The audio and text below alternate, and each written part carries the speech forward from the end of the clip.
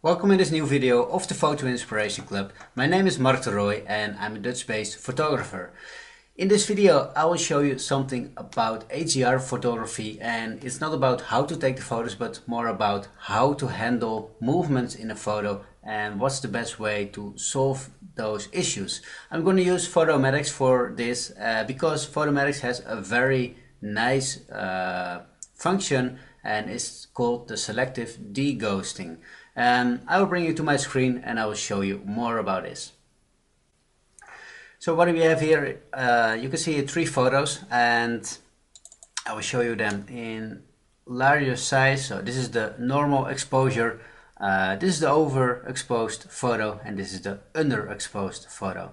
So this is a really good situation where HDR photography was needed because I really want more details here in the buildings, of course, and there are also some highlights, especially here in the windows and also the cars here.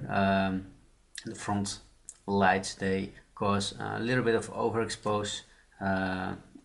It's a little overexposed part in the photo, so that's why I took an overexposed photo and an underexposed photo. So what you can see is there is some movement in the photos, and that's always kind of complicated with HDR photos because you have to merge them, and as soon as there are movements it really depends on the software how it handles it, and especially if you use HDR, the merging tool of Lightroom itself, or HDR Pro in Photoshop. Both are able to reduce any movements, but you cannot really handle how the result is. So in Lightroom you can only say only decrease it a little bit or medium or a lot, but that's basically it. So that's why I really love Photomatix, because in Photomatix you have more control over it, and I will show you how it works. So what I'm going to do is I select all the photos, I go to File, Plugin Extras, and here I have Export to Photomatix Pro.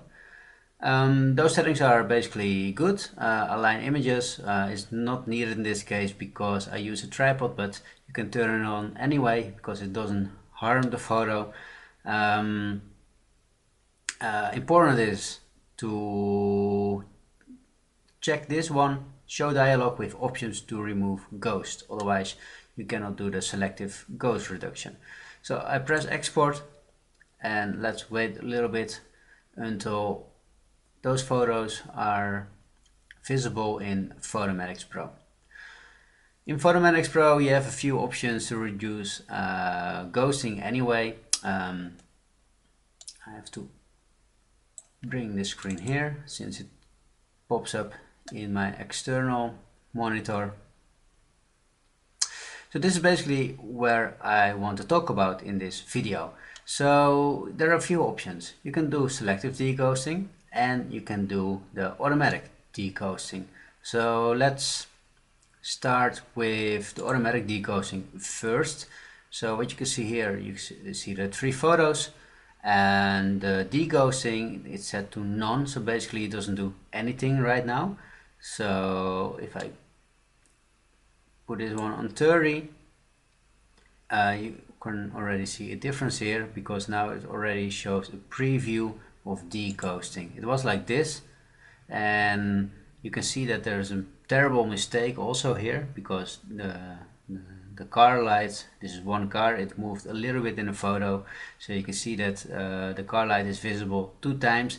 But if you apply automatic deghosting and it's set to, well, in this case to mild, it's the number 30, it already solves that issue.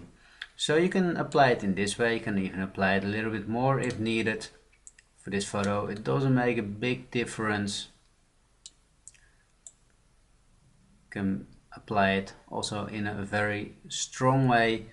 Well, in this case for this photo it kind of works out, it seems like, but that's not always the case, and sometimes you really want to have more control, or you only want deghosting applied to a specific part.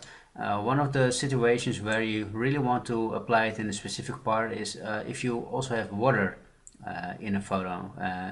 think about a night photo with long exposure. If deghosting is partly applied to the water, you usually get really strange spots in the water, because the deghosting is applied to a part of the water but to the other part not. So let me show how selective deghosting works. I press this radio button here, and what you can do is you can drag your mouse over the image to select a region.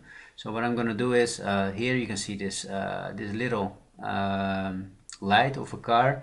So if I select this part like this, make kind of a circle, then I can press the right button. I mark it as a selection, so this is a ghosted area.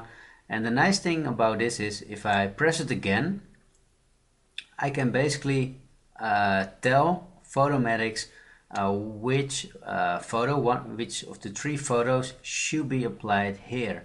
And if you use HDR Pro in Photoshop and you reduce the ghosts, you apply the ghost reduction, you can also click one of the photos, in this case the -2 or the 0 or the +2 photo as the base image, but that applies basically to the whole photo.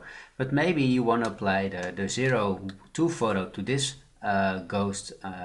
ghosting effect, but another one to the other to this car, and another one to this car. So that's a nice thing about selective deghosting in Photomatix Pro. Basically per selection you can select which photo is the base.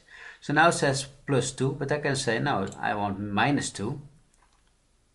And you can press this button, preview deghosting, and no, then you see, okay, nothing's gonna happen if I apply this one. I can press this one, 0. I do the preview deghosting again, and you see now it's gone. So if this is the result you want to go for, you should apply, in this case, the 0, the basic exposure as a reference. So now I'm gonna make a new selection for this car. I press the right button again to mark the selection. I press the right button again, so I can basically tell Photomatix which photo to take. It's set to 0, so let's see if that works well for this car. Well, in this case it works fine. Maybe another one works fine also, like the -2. So you can see you can use that also.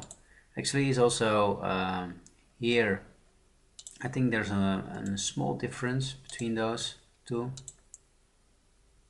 Yeah, you see that the highlights here, it's kind of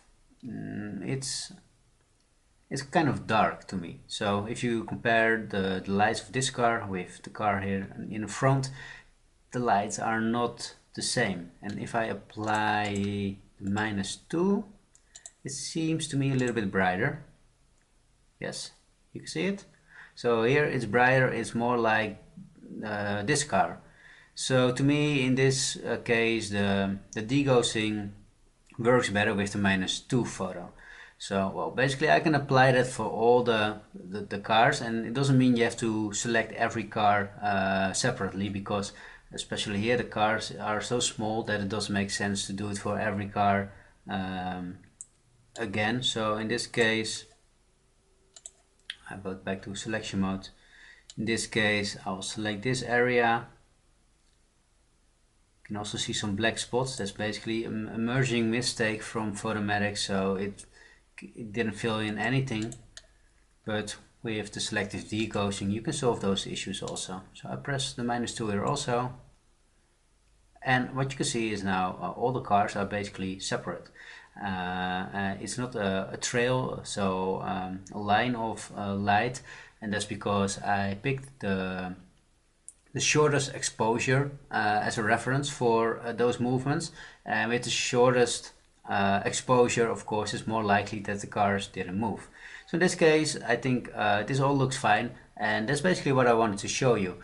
Selective deghosting is very powerful, and I know there are a lot of HDR tools out there, and all those software HDR tools, they have their pros and their cons, but this is really what I like about Photomatix.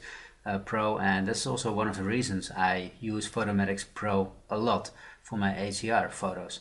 So if you're interested in HDR Pro, please read the description of this video also, because you can find a discount code there if you're interested in buying this software.